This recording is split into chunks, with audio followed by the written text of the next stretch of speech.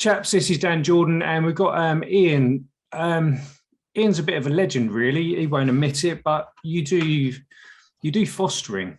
And I'm going to be honest with you, I'm from the other side of fostering. So I've been in the system and I hated it, if I'm honest with you. I've been on the other side, and I've seen you have a few kids. How many kids have you had over the last 4 or 5 years? I think I've been going to hope for 4 years, I think.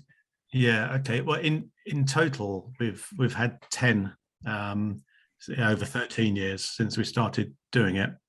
I mean, I'll just say sort of at the start that my wife's a superstar here. It's her thing. It's her vision and dream to do it.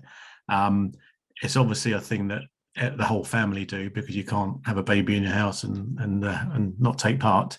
But in terms of the driving force behind it and the vision, that was Chris. And in terms of the hard hours in the middle of the night, that was mostly Chris as well, because we fostered newborn babies. We did a bit of respite for slightly older kids, but the core was with babies. So we would typically take them from birth from the hospital if they were pulled by social services, and then look after them up until the point that they were adopted. So that's what I don't get. Because to be honest, I think some of the most underrated things in family life are foster parents and step parents. I think they do such wonderful things, and quite often, it's just how I see it. I'll use myself as an example. I hated my foster parents because I blame them for everything. I blame them for taking me out and all this kind of stuff. And it wasn't true. That's just how my head works. Yeah. But how do you deal with that? Because up to a point, you temporarily give homes to broken children. Yeah. I mean, we primarily do babies. So one of the results of that is, and one of the things that we thought we probably wouldn't be so good at is fostering the older kids who come, with probably quite often lots of baggage. So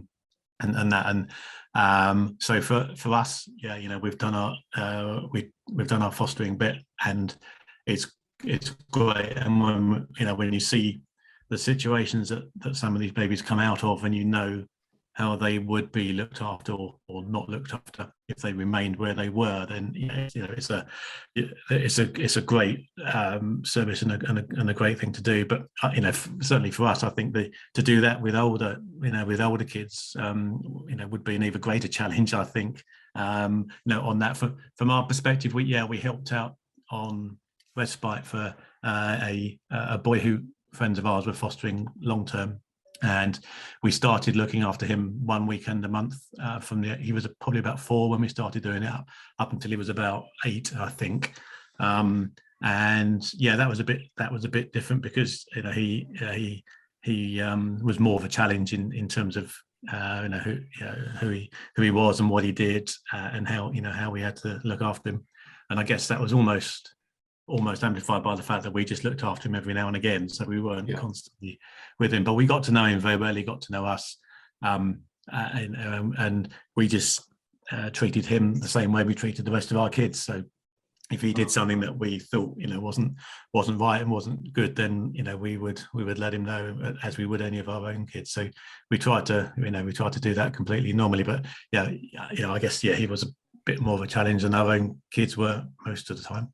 So Ian, I was just like, do you know the circumstance or the situation that has led that child or young person to be fostered in the first place before they come to you? Generally, yes, because if you're looking at fostering, you'll get some background notes. So in order to make, you ask whether you'll look after this particular child, and you probably don't get every single bit of information, but you'll get a file on the child or the baby, so what the background is to a certain extent. So for us, we've had a few babies who were essentially drug addicted in the womb, and we were aware of that. With probably most of the babies we've had, the mother was drinking significantly during pregnancy, so there's issues that come out there as well.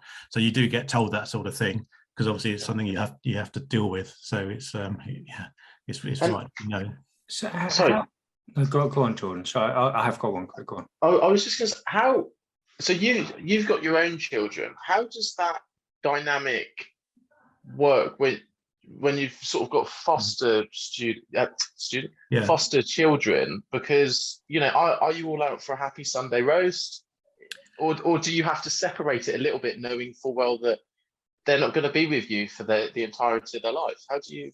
No, they do absolutely become part of the family, and it, as I say, I mean, it is Chris who's the driving force behind, and it's her vision, but the whole family bought into it and have done it. It's been a brilliant thing for our kids to do, because it showed them a side of life they probably wouldn't have been aware of otherwise. They was keen to help, and sort of serve in that way as we are. Interestingly, it's something that they now put on their CVs, and they put on their university application forms to because it's actually it does give them some knowledge and skills that otherwise they wouldn't have had. So it's a good it is a good thing. But we just for us, if they were with us and they were they were part of the family and they came along and did whatever we did, because most of ours were babies and very young, but we would as soon as they were old enough to sit in a high chair, if we had all had dinner together, they would be there in their high chair amongst us. And interestingly, the little boy who we had over a number of years had some physical issues, and which stopped him eating, and we were told that he would never eat normally and properly. But what we found is that when he sat in the high chair or sat at our table with us and ate, he just copied what our kids did. And he started eating normal food in a normal way. He was sort of tube fed for the early parts of his life. So yeah, for us it was all about just showing them love, showing them they're part of our family for as long as they're with us. So how do you prepare for that mentally? Because it's just generally one of the most kindest things you can do. But on a selfish point of view, I'm like, I couldn't be bothered. Yeah, I mean, we've just handed over Esme, who's a baby we've had, our last baby that we had, handed over about 3 weeks ago, and she was 20 months old, which is the longest we've ever had a child, and it was that long because the whole lockdown just elongated the adoption process and slowed everything down. So we had her for 20 months, whereas ordinarily it would be maybe 7 to 9 months. And so we had her as a toddler running around the house. She was a beautiful girl and great fun, and we loved her. But she was quite challenging in some ways, and with some, one of the ways was that she seemed to have no sense of self-preservation. She would just climb on things and dive off and walk into all sorts of things, and she wouldn't sleep much during the day. She was good at sleeping at night, but she wouldn't sleep in the day, and so quite exhausting for us. So that that was a bit of a challenge, but the understanding what we're doing and all the positives you get, that we get, and how we benefit from this process, as well as the children, sort of far outweigh that. But there were times when I'd come in from work, and so she would run up to me and give me a hug and be really pleased that I'm home, which is lovely. But then I'd think, well, I just want to sit down, maybe have a drink, and have a beer and watch a bit of news or whatever. And I couldn't do that quite most days, because Chris has had her all day, and but she was still awake, so she was still full on. So that there were certainly challenges there. But what I found was that when I focused on her and interacted with her, it was just a joy. And and the really hard thing is when they move on and when you have to hand them over to a different family. And I mean, before that's a question that I was keen to get onto. But have you ever just had a connection with one of the children that you felt like you want to adopt them? Have you ever had that conversation? I think we haven't, because we've always known what we're doing. It's sort of a job. So it's for a certain period of time, and the role is to look after them until they've got a permanent home. So we understand that. I think what would have been a real challenge is if any of the children that we've had, they weren't able to find a permanent home for, because Chris certainly wouldn't have wanted to see them go into long-term foster care.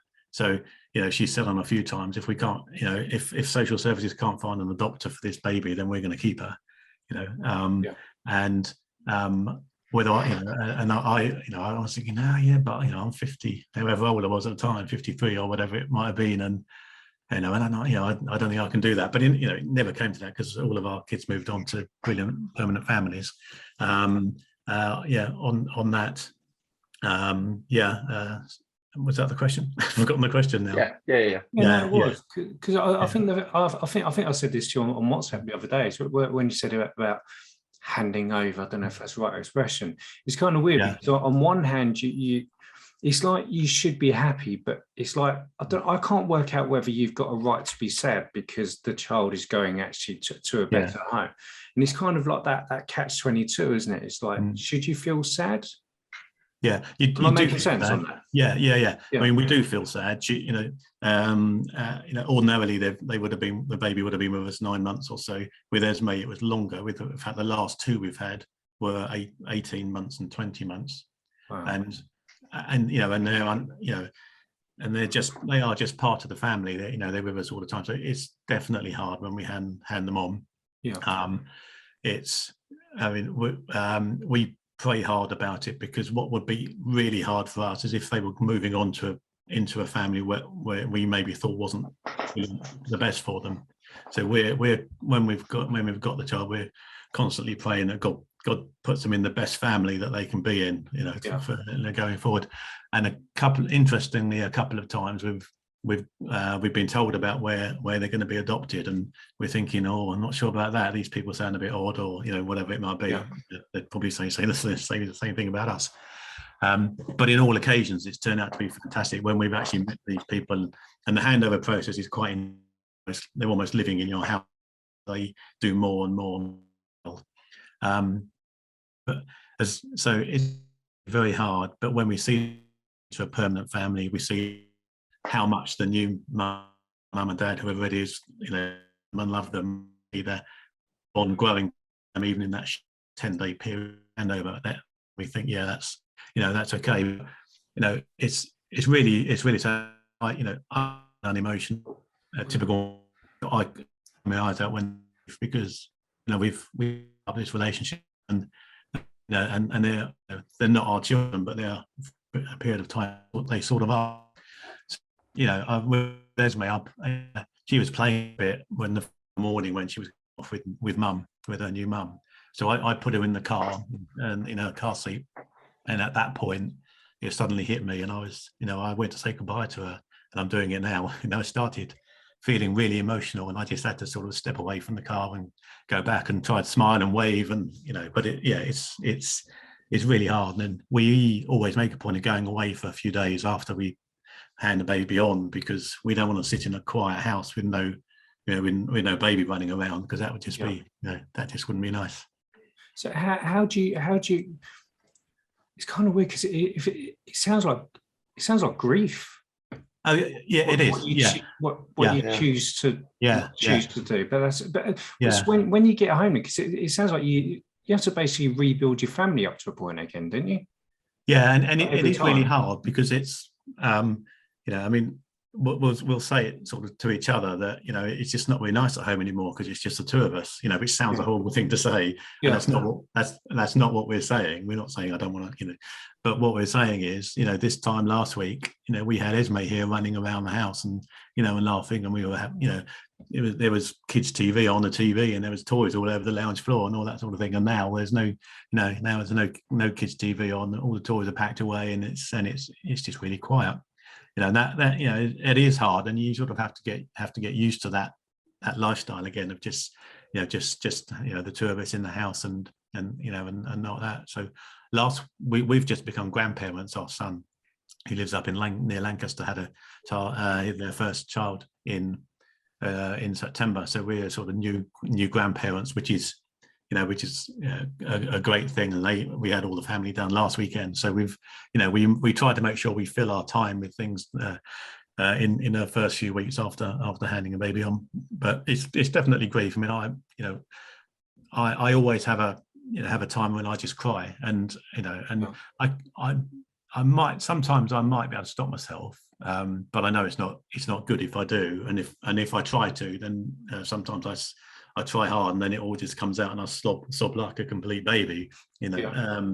But it's just it's just very emotional and very and I think you gotta realize it is like losing someone from your family.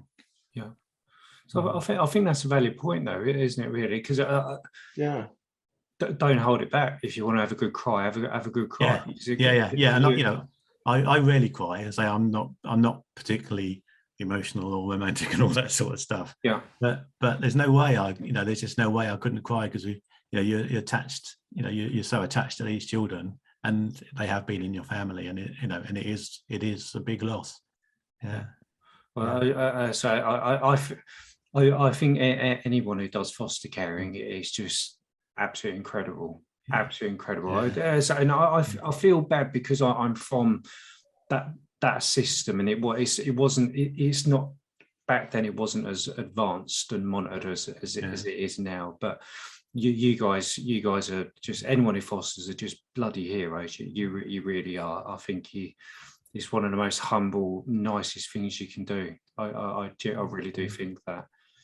I couldn't agree more to that. I'm touched just hearing this, and just the emotional sort of challenge you must go through, Ian, every single time. And you have those periods, obviously, when the house is quiet, and you then decide, let's do it all again, because you must, I suppose, part of that must be thinking, actually, the impact we make on that little kid's life is more than how we feel over a few weeks. You must have to think about that sometimes. And that's, I guess that's the other sort of way of coping with it, is that you think, but she's he or she have gone on to this family. It's a permanent family. They're there forever. They long to have a child. Now they've got a child, and it's all good. We love it when we can stay in touch with the adoptive parents. And whether or not we do is obviously down to them, whether they want a clean break or stay in touch. But most we stay in touch with, especially the more ones over the last 4 or 5 years, and we're sort of still in the lives of these children, and we don't see them very often, but quite often they go far away. But we had a boy and then a girl, one after the other, who were brother and sister, and they both went to the same family down in Watford. And we keep in touch with them. We see them once or twice a year. We've got WhatsApp groups with most of with the parents, and we get so we see videos of them growing up and what they're and that's really lovely. So for us, we're really grateful to the adoptive families who keep us involved. That's fantastic as well, because then it just helps, because you think the child came out of this situation, which clearly would have been a very bad one for them. We looked after them for a period of time, and now look where they are, and they're now at school and thriving. And some of them still have some issues to get over because of their background, but they've got they've got a great chance of and generally doing really well. I think it's again, it's just I literally just don't know what to say. I'm just absolutely I'm staggered by it, and Ian, you must hear it all the time, but I think you are just an absolute hero. A number of people say that. I mean, I almost felt a little bit guilty, because if I wasn't with Chris, I wouldn't do it. And Esme, who we just passed on, we've just decided she's going to be our last one. We did 10 babies, but Chris would do it forever. But I've sort of reached the point where I just sort of, Esme was quite exhausting physically, but and just for me, I think I've reached the point where I think we need to do it other ways. I mean, we'll stay involved with all the kids we've had. We'll always champion fostering and adoption, and we'll think of other ways that we can help in that area. We'll do respite care still, and the like. So so people often say to me, "You're brilliant, and and." I've been involved, but as I say, Chris is, it was her vision. She was a driving force behind it, and she's the hero. I'd agree. I think incredible. It's incredible. But before we come to a close, normally we would say, if somebody's in this situation, what would you do? Basically, if someone is watching this and they can relate to something, what would you do? But I don't know how to ask that on this. I think what's your advice, Ian, to somebody who might be considering fostering? Yeah, what's your advice to someone who might be and also how would they if they're thinking, yeah, let's do it, what's the next step? How they take it further? One of the things we're keen to do to continue having, sort of impacting in the area is to to champion the cause and help other people who might want to get involved. So it's a brilliant question for us. And so you would say, yes, do it. Really properly consider it, because there's a shortage of foster carers, and it's a brilliant thing to do. But then just go into it with your eyes open. Just be aware of what you're taking on, because it is certainly a job to do. So I think what we'd say is get in touch with other foster carers or other adopters. There's a number of our church now. We've got a good group in the church, and one of the things that that Chris is really keen to do is just to enlarge that group and get more and more people involved, either as foster carers or adopters. And then in those groups, anyone who's interested can come and speak to a number of people who have done it and get a real good understanding of it. And that's important. And also to get support as they do it, because there are times when you're frazzled. If the kids are really young and not babies not really sleeping, you're frazzled because you haven't slept at night, or if they're slightly older and they may be running rings around you and just behaving badly, and you need support. You need people around you who understand that sometimes the difficulties of it, and who can maybe take them off your hands for a day, or help in that way. So I think it's to sum it up, it's get people around you who know about it and can support you. Yeah. So if I'm just ask one question, and then we'll draw it to a close. Actually, the one thing I find with mental health, especially if we speak to people who have come away from addiction, we get it in the church as well. People have moved away from addiction, they've moved away from all sorts of stuff, and their life has changed in their head quite dramatically. Yeah. So say like, I don't know, an alcoholic, they miss going to the pub, or somebody who's a heavy drug. Do you get what I mean? Where they've changed, and they've sorted themselves out, and they're on the straight and narrow and all this kind of stuff, but their life has changed so much. They're in that stage of boredom. Yeah. And I was going to say, you might. I don't want to say you're a master of that. I don't mean how that sounds, but you've done that 10 times. Yeah. Of rebuilding when you're lost. How do you? Yeah. I think what would you say? For me, it hasn't been tremendously difficult, because I've got a full-time job and I work, and I can get really involved in that, and I'm generally sort of quite a busy person anyway. So I will find that I can always find stuff to do. That's the real challenge for Chris especially at this point in time, when we decided we're not going to take another baby. She's just thinking, well, what do I do? Because for the past 13 years she's done a bit of work in between babies, but primarily she's been looking after babies at home, and she's found great fulfillment in that. So so she could go back to work at the hospital.